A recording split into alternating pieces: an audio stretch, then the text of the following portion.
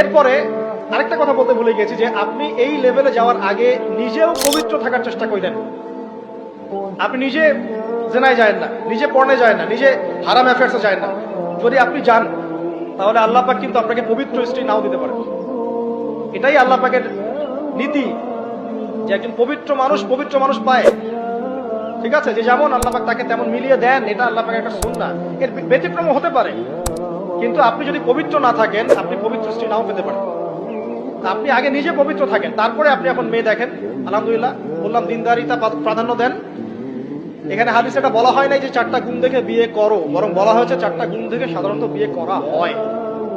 ঠিক আছে, করো আদেশটা এমন নয়, ইনকাহ কথাটা এমন নয়, বা ইনকাহু এমন নয়। তুনকাহু মানে বিয়ে সাধারণত করা হয়। কেউ টাকা দেখে, কেউ সৌন্দর্য দেখে, কেউ দেখে বংশ। তুমি দেখো দিন। নবীজি বলছেন তুমি দিন দেখো, তাহলে তোমার হাত ধুলে ধূসরিত হবে।